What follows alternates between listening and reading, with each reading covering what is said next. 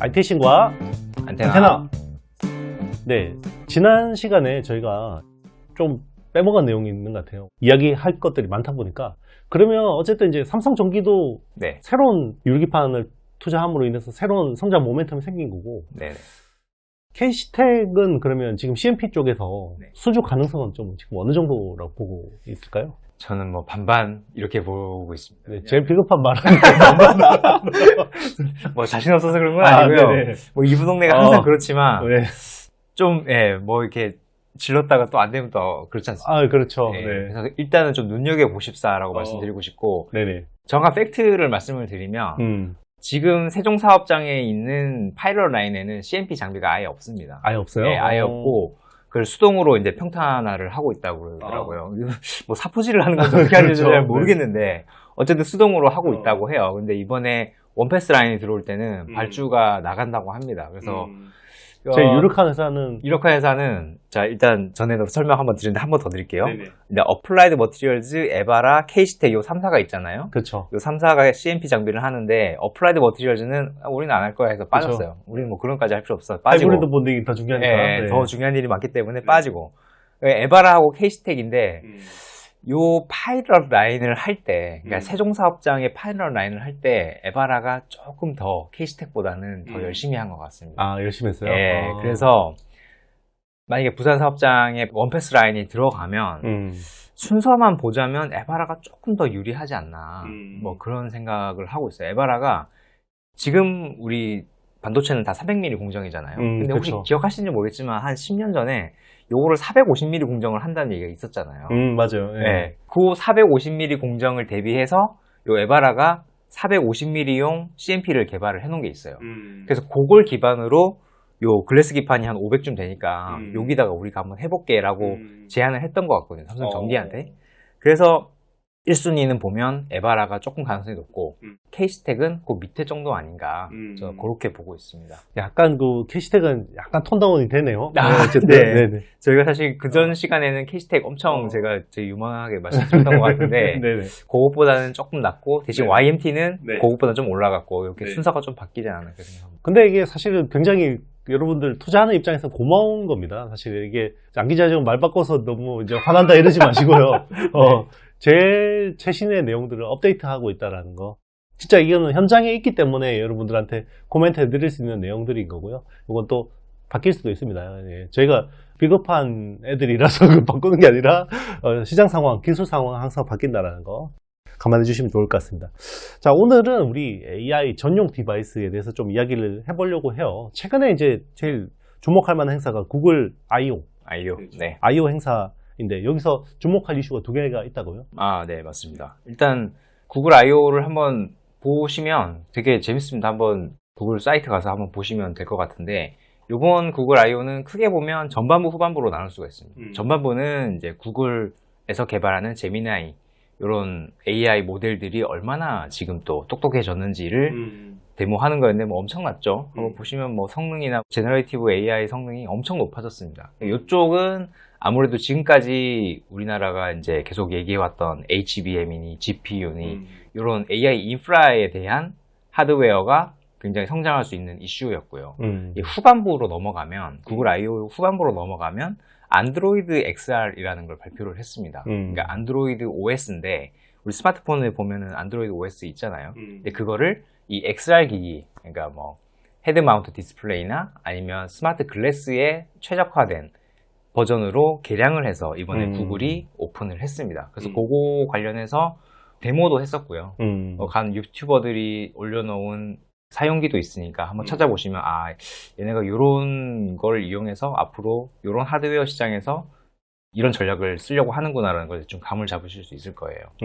그러니까 사실 생성형 AI라는 거는 처음에는 언어로 시작했잖아요. 라지 랭귀지 모델. 그러니까 언어로 시작하다가 이제 멀티모달에 대한 것들을 배워야 되는데 멀티모달이라는 거는 뭐 보는 것도 있고 듣는 것도 있고 나중에 냄새 맡는 것도 있고 맛보는 것도 있을 수도 있고 제일 좋은 거는 뭐 사람하고 비슷하게 생긴 휴머노이드 로봇에다가 그걸 딱 피지컬 AI를 구현하면 제일 좋은 건데 사람한테 에이전틱 AI를 쓰려면 결국 사람이 보는 걸 똑같이 보고 하려면 결국 쓰거나 그죠?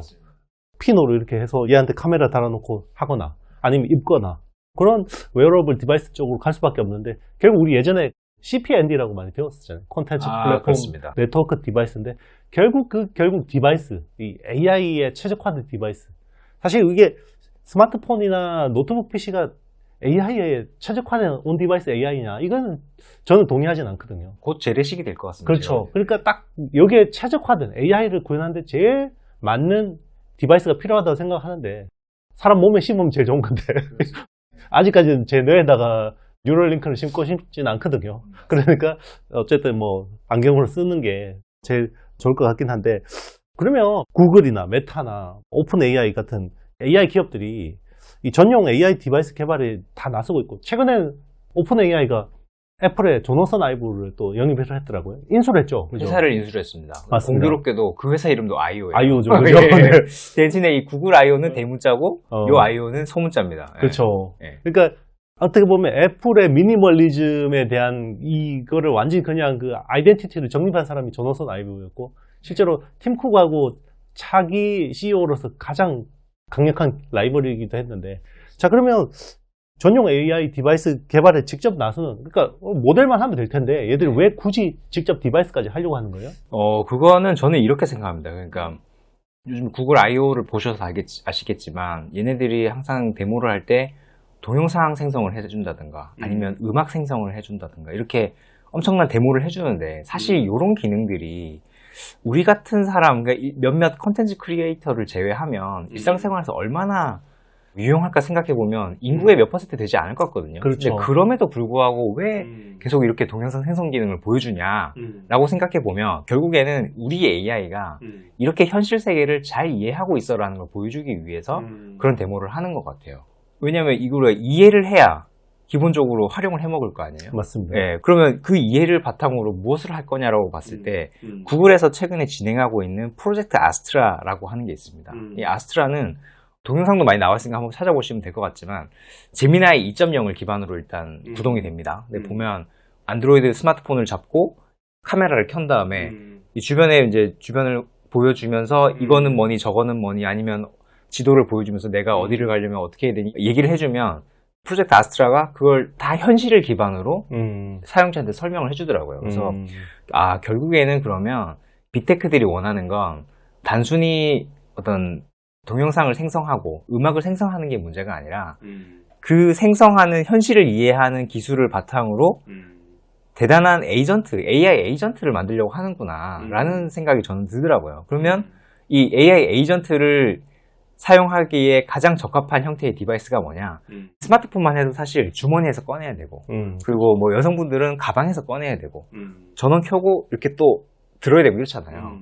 그러니까 아주 적합한 디바이스는 아닌 것 같아요, 스마트폰이. 그렇게 봤을 때 AI 전용 디바이스는 기본적으로 웨어러블이어야 된다. 뭐 얼굴에 쓰건 아니면 목걸이처럼 걸건 아니면 뭐 옷에 붙어 있건 그렇기 때문에 이런 기기들을 구동하기 위해서 구글에서 안드로이드 XR을 내놓은 게 아닌가 싶은 생각이 듭니다.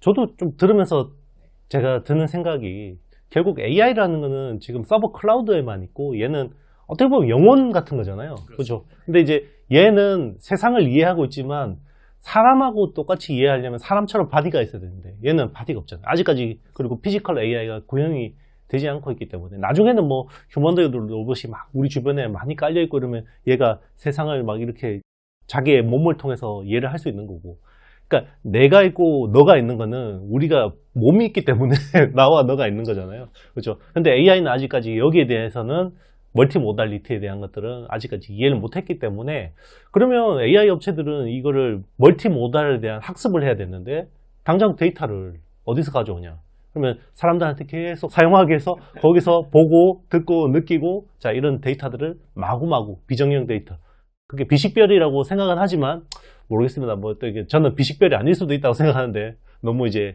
빅테크에 대한 음모론일 수도 있겠지만 어쨌든 그런 걸 배워야 된다. 그래서 그걸 위해서는 일단은 휴머노이드 로봇이 우리 일상에 깔리기 전까지는 결국 웨어러블이 거기에 대한 역할을 할 수 있지 않을까. 저는 그게 결국은 빅데이터를 모으기 위한 과정이라고 생각하고 있고 자 그걸 왜 모으려고 하냐. 결국 AGI 개발하려고 하는 거라고 생각합니다. 그러면 AGI가 개발되면 결국 온라인하고 오프라인을 넘나들 수 있는 OS, 오퍼레이팅 시스템이 된다고 하는데 여기에 대해서는 모르겠습니다. 우리 안석현 기자가 동의하는지는 모르겠습니다만은. 동의합니다. 네네. 자, 그러면 이런 흐름에서 당장 거대 담론 빼놓고 네. 주목할 기업이 뭐가 있을까요? 저는 그런 것 같아요. 아까 앞에서도 설명해 주셨지만, 지금의 AI는 영혼이고, 바디가 없다고 하셨잖아요. 그러면 그 바디는 왜 필요하냐? 결국에는 이 외부 세계와 소통하기 위해서 필요한 거 아니겠어요? 그렇죠. 그럼 이 소통의 매개체는 눈, 코, 입, 귀가 될 텐데, 그렇죠. 그러면 이 AI의 눈, 코, 입, 귀가 되어줄 수 있는 회사여야 된다라고 저는 생각하거든요. 그렇게 봤을 때는 좀 모르겠습니다. 이게 좀 올드해 보일 수도 있으나 기존 스마트폰을 생산할 때 여러 센서들을 공급했던 회사들이 다시금 한번 주목받을 수 있다고 생각해요. 그렇게 봤을 때 MC넥스 카메라 생산하는 MC넥스라던가 아니면 사피엔 반도체처럼 디스플레이용 백플레인 생산하는 회사나 아니면 선익 시스템, 이 회사도 이제 마이크로 디스플레이용 장비를 생산하는 회사죠. 이런 회사들이 AI의 바디를 형성할 수 있는 요소 기술을 가지고 있는 회사들이죠. 그래서 이 회사들을 한번 눈여겨볼 필요가 있다고 생각합니다. 여기서 중요한 거는 우리가 보기에는 다 카메라 업체들 비슷한 것 같지만 결국 그 회사들이 설계 능력이 있어야 된다고 네, 생각하거든요. 맞습니다. 그러니까 이게 응용을 하려면 사실 기본적으로 설계를 할 수 있어야 되고 여기에 대한 알고리즘에까지 접근할 수 있는 회사들이 가능한 거거든요. 단순히 삼성 같은 회사들이 설계해서 만들어주면 그냥 제조를 잘하는, 우리가 보기엔 똑같은 카메라 모듈 회사이긴 하지만 MC넥스 같은 회사들은 원래 처음에는 삼성하고 LG 같은 큰 기업들하고 거래를 안 하고 약간 그 중국이나 일본 같은 잔잔바리 회사들하고 많이 거래를 하다 보니까 이걸 자기들이 셋업체한테 오히려 막 가르쳐줘야 되니까 설계도 할 수 있어야 되고 알고리즘도 있고 이러다 보니까 그 원천 기술에 대한 부분들이 좀 많았던 것 같고, 사피엔 반도체도 사실 안석현 기자가 여러 번 이야기했지만 똑같습니다. 이런 설계 기술이 굉장히 뛰어난 그런 회사라는 걸 좀 잘 감안해서 여러분들이 투자하시면 도움이 될 것 같습니다. 예. 어쨌든 우리가 이제 온 디바이스 AI 그리고 이제 웨어러블 AI 이런 쪽으로 되면 결국 세상을 소통할 수 있는 인지, 센싱이라는 영역에선 이런 회사들이 중요해질 것 같다는 생각입니다. 네, 이번 시간 저희가 준비한 내용은 여기까지고요. 계속 이어서 다음번에는 이제 한동안 좀 이야기가 없었던 OLED 산업에 대해서 좀 이야기 해보도록 하겠습니다. 여러분 안녕. 안녕.